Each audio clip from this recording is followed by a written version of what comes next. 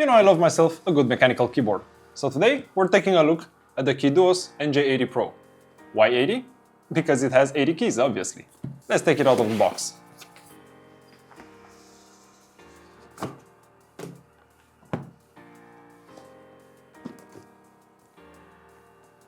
Right on top, we're greeted with the manual, which has all the hotkey combinations you need to operate the keyboard, and a small user guide where we can see where the wireless dongle is, and that it actually has a cool little trick on the back that I'll show you later.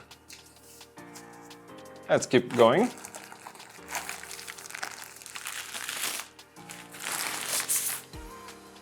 Oh yeah. You can tell a keyboard is good quality when it's nice, hefty, and has no flex. What else do we have in the package? Two adapters from USB-C to USB-A. The marbles that we need later. And the box of accessories, which has a USB-A to C cable.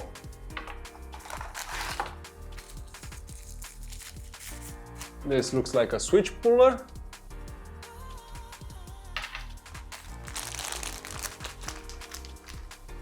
A Torx screwdriver.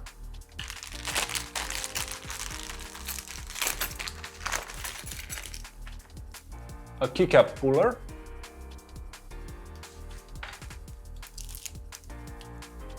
A plate for the back of the keyboard. I'll show you later why this is here. Another one of these magnetic pens. And a super tiny Allen key.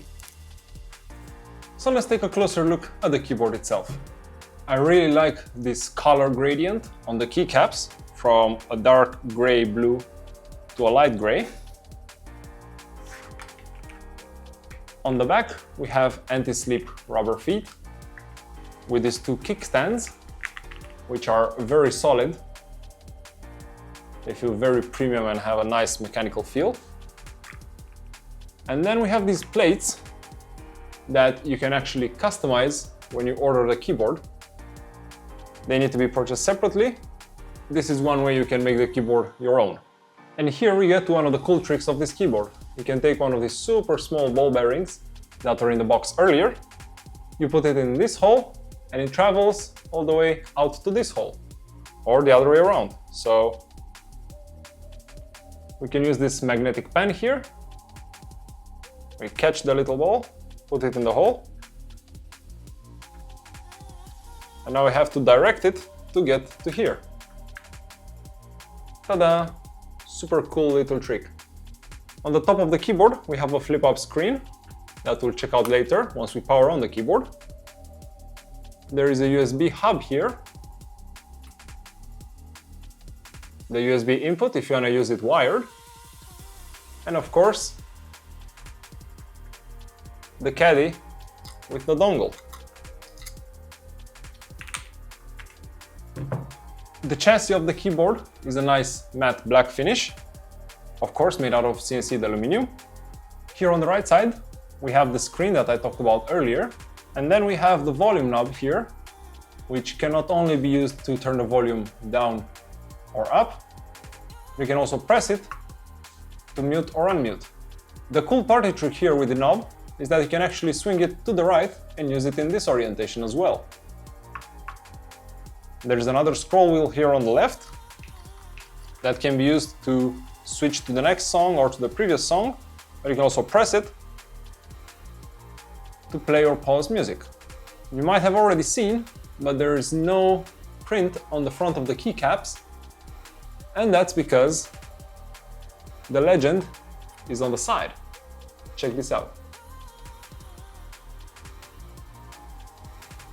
Of course, these are see-through keycaps, so once we power it on, you can see the RGB shining through. Now let's take a look at the switch, and for that we're going to use the included keycap puller. These switches are from Kale, and in the default configuration they are silent. You can't really hear them, but what is really cool is on the right side, just here, there is a small switch that you can actuate to make it clicky. So I will switch a few of them over to actually give you a listening test of how these sound.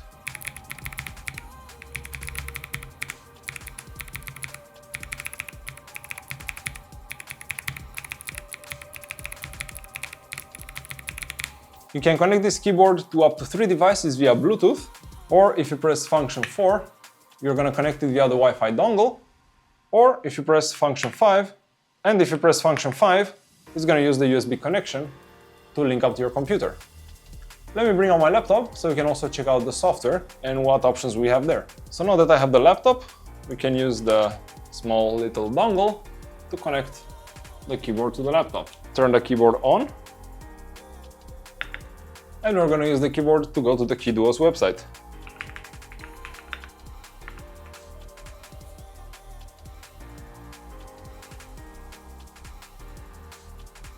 From here we click on driver. We can just go to the website online driver.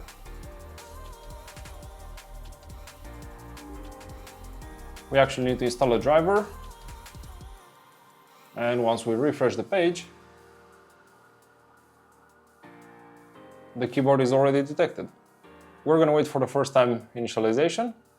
Now that this is loaded, we can go into the driver. We see here exactly our keyboard. We can set up key combinations, macros, set up media control buttons or mouse actions. We have the option here to reset to factory settings. We can see how much battery you have, how we are connected to the computer, in this case via the 2.4 GHz dongle. Of course, we can have 3 layers with different macros and different keys set up. We can also block specific keys. So for example, if you're gaming and you don't want to be thrown out of your game when you accidentally press the Windows key, now I blocked it, and if I press it, nothing happens.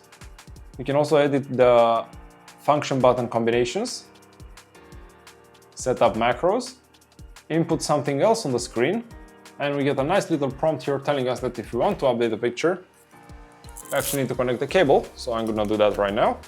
Connect the cable. It already got redetected. Upload picture.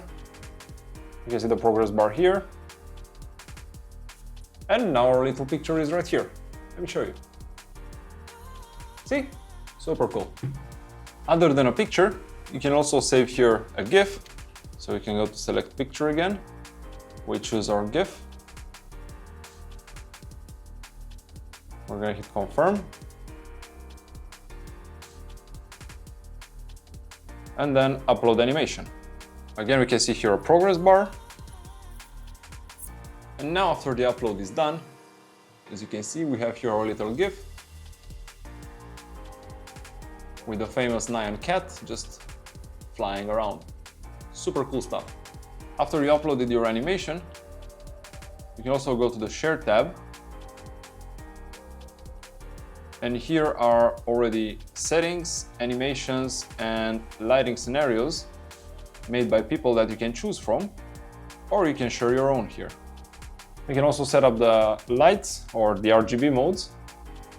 There's a lot of options and a lot of modes here. But I usually like a static color. If we turn off dazzle, that turns off the RGB combination, and now we have a static light. See, they're all white. You can make a very clean setup with this keyboard.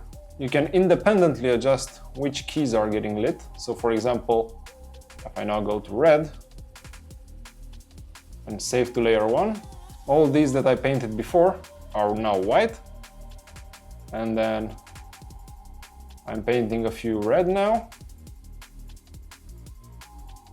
And then let's also do a bit of blue on this right side here. And then save to layer.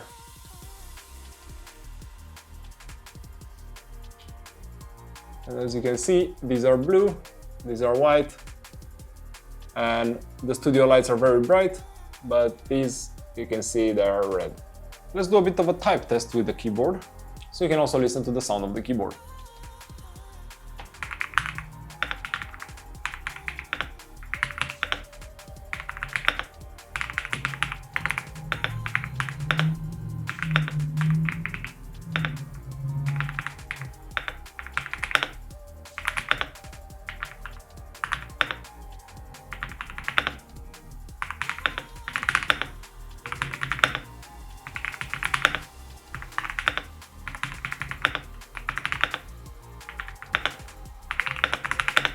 Don't pay attention to my stats, I suck at touch typing. I know it's impossible to get a sense of how heavy a keyboard is just by looking at it on video, so I brought here a scale, so you can actually weigh it. Right now it's zeroed out, and if I tilt it a little bit, you can see it's 1.34 kilograms. So for a layout this big, it's a pretty heavy keyboard, and this translates into a very premium feeling keyboard with no flex, no wobble. It's very solid. And all this heft and weight transmits to a very good typing experience with no deck flex, very good feedback on the keys, and a very pleasant experience. So if you're looking for a next keyboard with options to customize it with your own picture or logo, here on the back, you enjoy the nice little Easter egg with a track for the small ball bearing. Appreciate having a screen here, the adjustable knob, as well as another knob for controlling your music, with a nice linear feeling switch, relatively silent. Again, it's not completely silent, but it's also not super clicky. I suggest you check out the Keydous NJ80 Pro keyboard.